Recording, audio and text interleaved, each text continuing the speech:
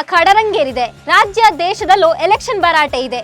ರಾಜಕೀಯದ interesting ಸುದ್ದಿಯನ್ನ quick ಆಗಿ ತೋರಿಸೋದೆ ಈ ಲೋಕ ರೌಂಡ್ಸ್. ನಾನು ಶ್ವೇತಾ. ನೀವು ಸುದ್ದಿಯಾನದ ಸಬ್ಸ್ಕ್ರೈಬರ್ ಆಗೋದಿಕ್ಕೆ ಮರಿಬೇಡಿ. ಮೈಸೂರಿನಲ್ಲಿ ಲೋಕಸಮರದ ರಂಗು ಕಳೆಗಟ್ಟಿದೆ. ಯದುವೀರ್ ಒಡೆಯರ್ ಅವರನ್ನ ಸೋಲಿಸಲು ಮೈಸೂರಿನಲ್ಲಿ ಕೈ ರಣತಂತ್ರ ರೂಪಿಸುತ್ತಿದೆ. ಹೀಗಾಗಿ ಬಿಜೆಪಿ ನಾಯಕರನ್ನ ತನ್ನತ್ತ ಸೆಳೆದುಕೊಳ್ಳಲಾರಂಭಿಸಿದೆ ಕಾಂಗ್ರೆಸ್. ವಿದ್ಯಾರಣ್ಯಪುರಂ ಭೂತಾಳ ಮೈದಾನದಲ್ಲಿ ಕಾಂಗ್ರೆಸ್ ಸೇರ್ಪಡೆ ಕಾರ್ಯಕ್ರಮದಲ್ಲಿ ಮುಖ್ಯಮಂತ್ರಿ ಸಿದ್ದರಾಮಯ್ಯ ಅವರು ಭಾಗಿಯಾದರು. ಸಿಎಂ ಸಮ್ಮುಖದಲ್ಲಿ ಕೆಆರ್ ಕ್ಷೇತ್ರದ ಬಿಜೆಪಿ ಮುಖಂಡ ಎಚ್.ವಿ. ರಾಜೀವ್, ಕೆಆರ್ ಕ್ಷೇತ್ರದ ಜೆಡಿಎಸ್ ಮುಖಂಡ ಕೆ.ವಿ. ಮಲ್ಲೇಶ್, ಮಾಜಿ ಮೇಯರ್ ಭೈರಪ್ಪ ಕಾಂಗ್ರೆಸ್ಗೆ ಸೇರ್ಪಡೆಯಾದರು. ಕಾರ್ಯಕ್ರಮದಲ್ಲಿ ಮೈಸೂರು ಜಿಲ್ಲಾ ಉಸ್ತುವಾರಿ ಸಚಿವ ಡಾಕ್ಟರ್ ಎಚ್.ಸಿ. ಮಹದೇವಪ್ಪ, ಸಚಿವ ವೆಂಕಟೇಶ್, ಕಾಂಗ್ರೆಸ್ ಅಭ್ಯರ್ಥಿ ಎಂ. ಲಕ್ಷ್ಮಣ್ ಸೇರಿ ಹಲವರು ಭಾಗಿಯಾಗಿದ್ದರು. ಚಿಕ್ಕಮಗಳೂರಿನ ಶೃಂಗೇರಿ ದೇಗುಲದಲ್ಲಿ ಎಚ್.ಡಿ. ರೇವಣ್ಣ ವಿಶೇಷ ಪೂಜೆ ಸಲ್ಲಿಸಿದ್ದಾರೆ. ತೋರಣ ಗಣಪತಿ ದೇಗುಲದಲ್ಲಿ ಪೂಜೆ ಮಾಡಿಸಿದ್ದಾರೆ.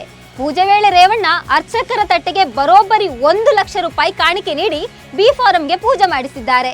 ದೇಗುಲದ ಬಾಗಿಲು ಬಂದ್ ಆಗಿತ್ತು. ಆದ್ರೂ ಕೂಡ ರೇವಣ್ಣ ಬಾಗಿಲಿನಲ್ಲಿಯೇ ದಾಖಲೆ ಹಾಗೂ ಹಣ ಇಟ್ಟು ಪೂಜೆ ಮಾಡಿಸಿದ್ದಾರೆ. ಈ ಬಾರಿಯ ಲೋಕಸಭಾ ಚುನಾವಣೆಯಲ್ಲಿ ಗೀತಾ ಶಿವರಾಜ್ಕುಮಾರ್ ಶಿವಮೊಗ್ಗ ಲೋಕಸಭಾ ಕ್ಷೇತ್ರದಿಂದ ಕಾಂಗ್ರೆಸ್ ಅಭ್ಯರ್ಥಿಯಾಗಿ ಕಣಕ್ಕೆ ಇಳಿದಿದ್ದಾರೆ. ನಟ ಶಿವರಾಜ್ ಕುಮಾರ್ ಅವರು ಪತ್ನಿ ಪರವಾಗಿ ಪ್ರಚಾರ ಮಾಡ್ತಿದ್ದಾರೆ. ಅವರು ಪ್ರಭಾವಿ ವ್ಯಕ್ತಿ ಆಗಿರೋದ್ರಿಂದ ಅವರು ನಟಿಸಿದ ಸಿನಿಮಾ ಜಾಹೀರಾತುಗಳ ಮೇಲೆ ಬ್ಯಾನ್ ಹೇರುವಂತೆ ಚುನಾವಣಾ ಆಯೋಗಕ್ಕೆ ಮನವಿ ಸಲ್ಲಿಕೆ ಆಗಿತ್ತು. ಇದೀಗ ಚುನಾವಣಾ ಆಯೋಗ ಈ ಬಗ್ಗೆ ಸ್ಪಷ್ಟನೆ ನೀಡಿದೆ. ಸಿನಿಮಾಗಳ ಮೇಲೆ ಬ್ಯಾನ್ ಹೇರಲು ಸಾಧ್ಯವಿಲ್ಲ ಅಂತ ಹೇಳಿದೆ. ಮಂಡ್ಯ ಲೋಕಸಭಾ ಕ್ಷೇತ್ರ ಕೊನೆಗೂ ದಳಪತಿಗಳ ಕೈ ಸೇರಿದೆ. ಮಂಡ್ಯದಲ್ಲಿ ಎಚ್.ಡಿ. ಕುಮಾರಸ್ವಾಮಿ ಸ್ಪರ್ಧಿಸುತ್ತಿದ್ದಾರೆ. ಇದೀಗ ಹಾಲಿ ಸಂಸದೆ ಸುಮಲತಾ ನಡೆ ನಿಗೂಢವಾಗಿದೆ. ಮಂಡ್ಯ ಕ್ಷೇತ್ರದಿಂದ ಎಚ್.ಡಿ. ಕುಮಾರಸ್ವಾಮಿ ಸ್ಪರ್ಧಿಸುವುದು ಖಚಿತವಾಗಿರೋದ್ರಿಂದ ಸುಮಲತಾ ಅವರೊಂದಿಗೆ ದೆಹಲಿ ವರಿಷ್ಠರು ಮಾತನಾಡಲಿದ್ದಾರೆ. ಅವರಿಗೆ ಸೂಕ್ತ ಸ್ಥಾನಮಾನ ಖಂಡಿತವಾಗಿಯೂ ನೀಡಲಾಗುತ್ತೆ ಅಂತ ಬಿ.ಎಸ್. ಯಡಿಯೂರಪ್ಪ ಹೇಳಿದ್ದಾರೆ. ಲೋಕಸಭಾ ಚುನಾವಣೆ ಹಿನ್ನೆಲೆಯಲ್ಲಿ ಇಂಡಿಯಾ ಮೈತ್ರಿಕೂಟದ ಪ್ರಧಾನಿ ಅಭ್ಯರ್ಥಿ ಯಾರು ಅಂತ ಬಿಜೆಪಿ ವ್ಯಂಗ್ಯದ ವಿಡಿಯೋ ಮೂಲಕ ಕೇಳಿದೆ. ಸೋಷಿಯಲ್ ಮೀಡಿಯಾದಲ್ಲಿ ವಿಡಿಯೋ ಪೋಸ್ಟ್ ಮಾಡಿರುವ ಬಿಜೆಪಿ ಮದುವೆ ಗಂಡು ಯಾರು ಅಂತ ಪ್ರಶ್ನಿಸಿದೆ. ಈ ವಿಡಿಯೋದಲ್ಲಿ ಮದುವೆಗೆ ಹೆಣ್ಣು ನೋಡಲು ಹುಡುಗಿ ಮನೆಗೆ ಒಂದಷ್ಟು ನಾಯಕರು ಹೋಗಿದ್ದಾರೆ. ಅದರಲ್ಲಿ ರಾಹುಲ್ ಗಾಂಧಿ, ಅಖಿಲೇಶ್ ಯಾದವ್, ಉದ್ಧವ್ ಠಾಕ್ರೆ, ಎಂ.ಕೆ. ಸ್ಟಾಲಿನ್, ಮಮತಾ ಬ್ಯಾನರ್ಜಿ, ಅರವಿಂದ ಕೇಜ್ರಿವಾಲ್, ತೇಜಸ್ವಿ ಯಾದವ್, ಲಾಲು ಪ್ರಸಾದ್ ಯಾದವ್, ಮಲ್ಲಿಕಾರ್ಜುನ ಖರ್ಗೆ, ಸೋನಿಯಾ ಗಾಂಧಿ ಅವರನ್ನೇ ಹೋಲುವ ಪಾತ್ರಗಳನ್ನು ಸೃಷ್ಟಿಸಲಾಗಿದೆ. ಮದುವೆಗೆ ಹೆಣ್ಣು ನೋಡಲು ಹೋದಾಗ ಮದುವೆ ಗಂಡು ಯಾರು ಎಂದು ಹುಡುಗಿ ಪ್ರಶ್ನಿಸುತ್ತಾಳೆ.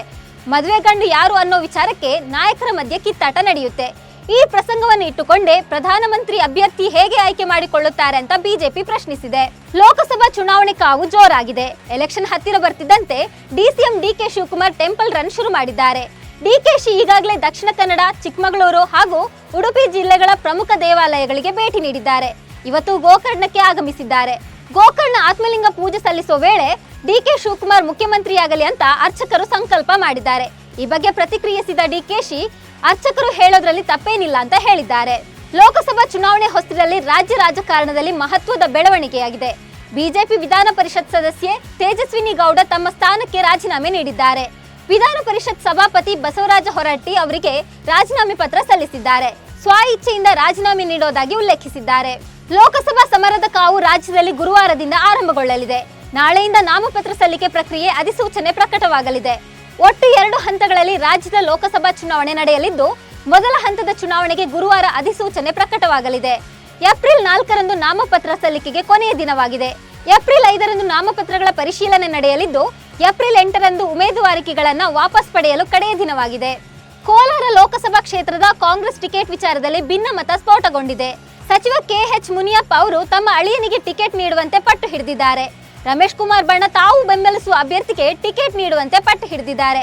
ಮತ್ತೊಂದೆಡೆ ಮುನಿಯಪ್ಪ ಕುಟುಂಬಕ್ಕೆ ಟಿಕೆಟ್ ಕೊಟ್ಟರೆ ರಾಜೀನಾಮೆ ನೀಡೋದಾಗಿ 5 ಶಾಸಕರು ಬೆದರಿಕೆ ಹಾಕಿದ್ದಾರೆ.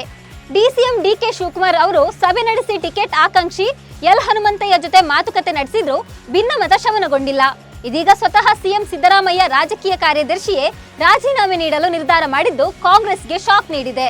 ಲೋಕಸಭಾ ಚುನಾವಣೆಯಲ್ಲಿ ಗೆಲುವು ಸಾಧಿಸಲು ಎಲ್ಲಾ ಪಕ್ಷಗಳು ನಾನಾ ಸರ್ಕಸ್ ಮಾಡ್ತಿವೆ. ಜನರನ್ನ ಓಲೈಸಲು, ಹೆಚ್ಚು ಮತ ಪಡೆಯಲು ಜಿದ್ದಿಗೆ ಬಿದ್ದಿವೆ.